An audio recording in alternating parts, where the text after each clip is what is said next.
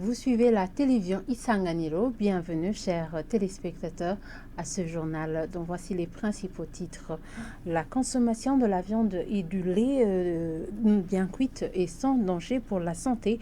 Propos du ministre de l'Agriculture et de l'Élevage après la découverte de la maladie des bovins. Vous aurez les détails au cours de ce journal. Et ce mardi, début du concours national sur le territoire burundais. En mairie de Bujumbura, la télévision Isanganiro a fait le tour sur quelques centres de passation. Tout s'est déroulé sans aucun incident. Tout de suite, les détails.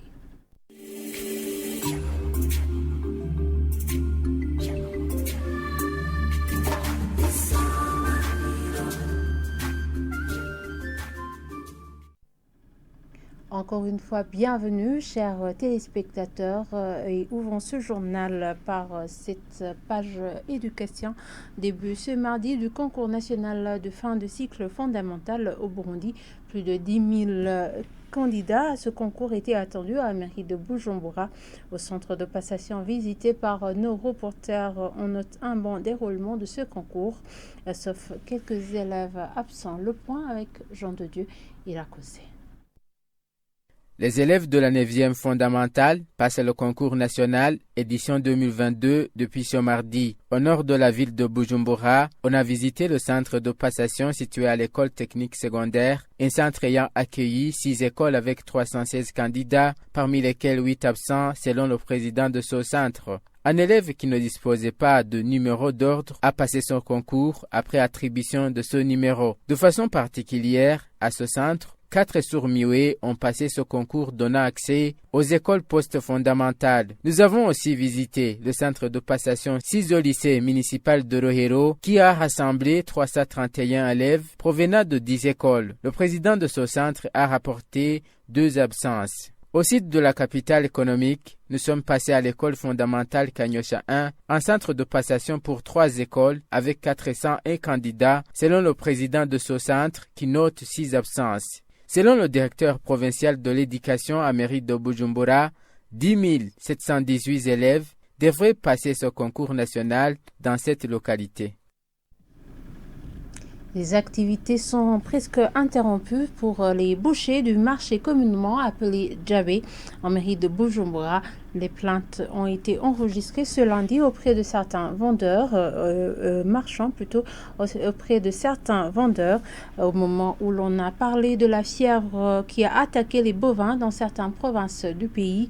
Ils demandent au ministère de l'Élevage de trouver une solution pour cette maladie, afin qu'ils puissent vaquer à leurs occupations. Suivez-le. C'est grave, comme vous le voyez. Ces viandes viennent de passer 3 jours au frigo. En plus, elles sont bonnes et délicieuses. Les clients ne peuvent pas s'en procurer suite à cette fièvre, mais toutes les vaches ne sont pas infectées. Ce sont des frisons qui souffrent à l'intérieur du pays. Néanmoins, celles de la mairie de Bujumbura sont en bon état après des tests faits par les vétérinaires.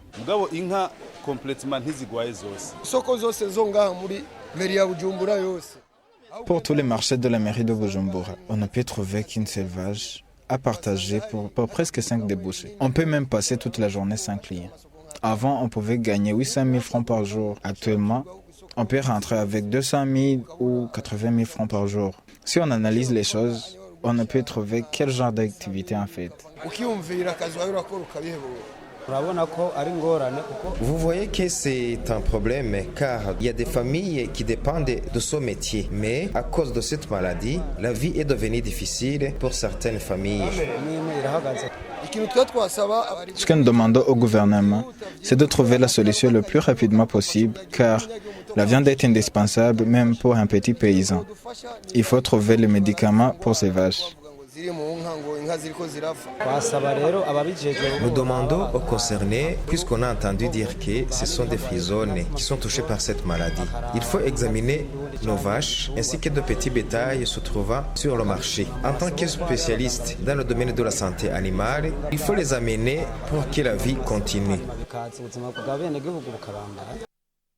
Et toujours à ce propos, une feuille de route pour faire face à la propagation au Burundi de la fièvre de la vallée du Rift. La maladie du bétail est en cours d'élaboration. Le ministre en charge de l'agriculture et de l'élevage ajoute qu'une mobilisation des fonds pour l'achat des vaccins est en cours et tranquillise par ailleurs la population qu'une consommation de la viande et du lait bien cuit est sans danger pour la santé. Suivez-le. Ce n'est pas une nouvelle maladie dans la sous-région parce que depuis 2007, la maladie a été signalée aussi en Tanzanie.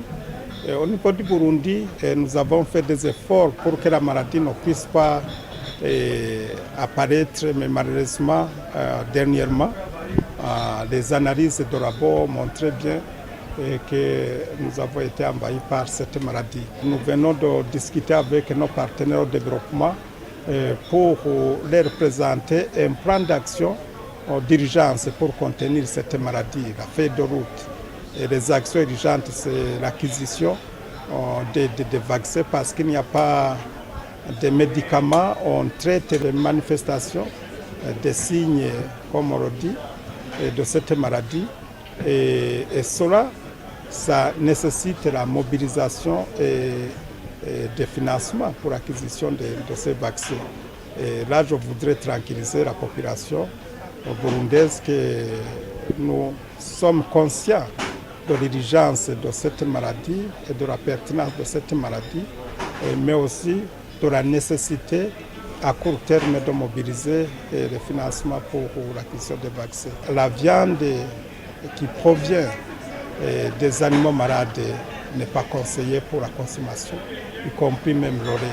Mais vous savez, nous avons la chance qu'avec la loi de l'élevage en stabilisation des animaux, il n'y a pas la divagation et cela réduit la propagation de cette maladie dans les fermes d'élevage.